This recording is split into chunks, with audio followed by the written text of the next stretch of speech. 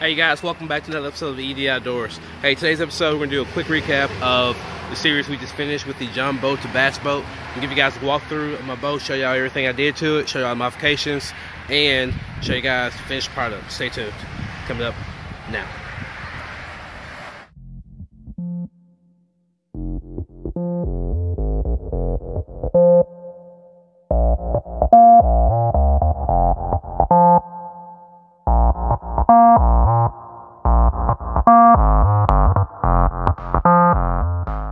But front deck, got to put on, proper deck.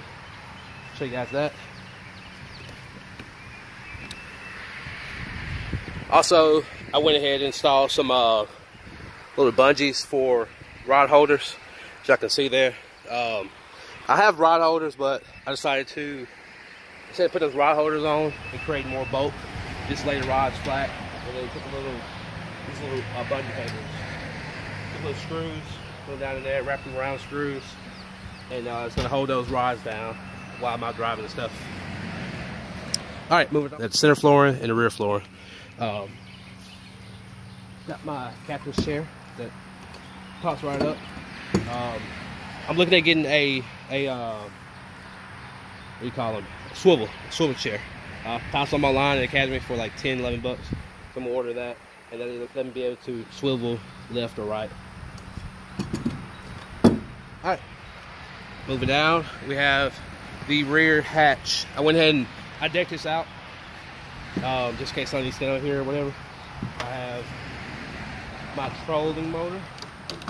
It's a Minn Kota 30-pound thrust trolling motor, and it's mounted right on the back right there, as y'all can see.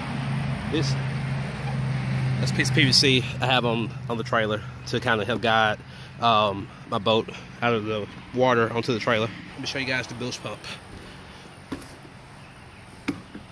So instead of mounting the bilge pump onto the floor, because they have a little mount for it and it has little screws, so what I did was I took this is a piece of 2x4 and I screwed it the very bottom of the 2x4, and I set it in there to where the pump actually gets to the bottom of the boat, but it's not locked down, it's not latched in, so I can move it in and out as I need to, and I don't have to put extra holes in the boat.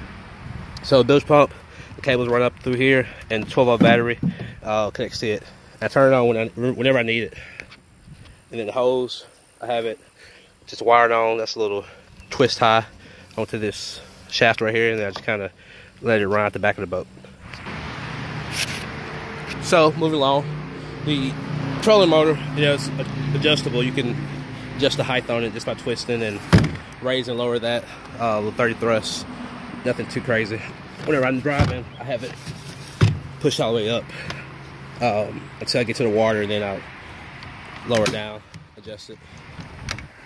All right, on the rear, I have the front and rear, I have the little lights. You have to have a white light on the rear, and then a green and red light, depending on which direction you're facing in the front. I got these are clamp-on lights. So instead of running wires and paying for some crazy ridiculous amount of money for these lights, I got these little screw-on lights, and they run off of AAA batteries. So 3 AAA batteries, got them in there. Got one on the front too. Let's see. I got a paddle in there, just like a backup oar. See the decks. This is the front light. It's the same thing. Red on one side, green on the other side. So click on light, no big deal. All right, moving along to the trailer. The trailer, when I got it, you guys saw the video. It was pretty bad off. But I ended up scraping off all the rust.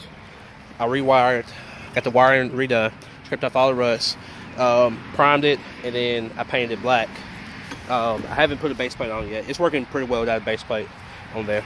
Didn't have a winch. I added this winch on there.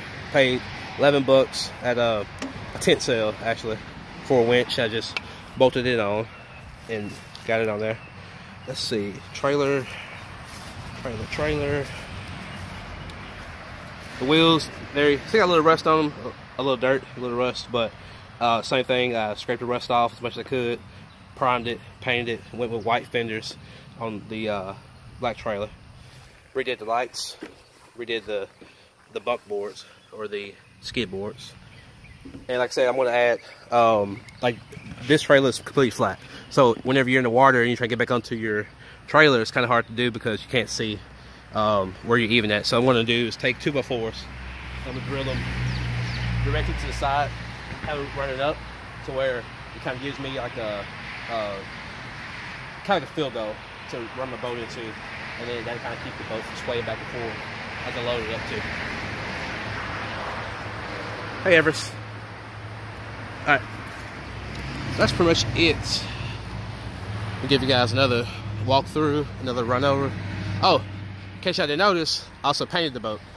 Went ahead, did a OD green. I did that yesterday. Today we got some spring showers, surprise showers, but yesterday it was clear and pretty warm out, so I went ahead and painted the boat itself. Alright, as far as painting, it is aluminum, and I did a lot of research. Apparently aluminum is really hard to paint because nothing likes to adhere to aluminum. So what you have to do is you have to get a primer. You have to get a self-etching primer, or the what is it, Universal Bond made by Rust-Oleum primer. Get it, white primer, spray it on, let it dry, give it about 30 minutes or so to dry, and then go on with your top coat. I went with an OD green Rust-Oleum flat. It's a camo edition. They sell camo spray paint. It's like black and brown and green or whatever. So I went with the green camo or camouflage, and then put it on top of the primer, and it's holding up pretty well so far. I went ahead and I did the entire side, and I did the top for that center piece right there. So, alright, you guys, that's probably going to be it. I'm going to go ahead and wrap this video up. As always, you guys like, share, subscribe. Thank y'all so much for your feedback. If y'all have a John boat modification video, or if y'all have you know, pictures or whatever, go ahead and share those with us. Tag me in it, or share it to my channel. Drop a link, I'll check it out. As always, you guys take care, be safe on the water. Make sure you wear your life jackets. ED Outdoors out.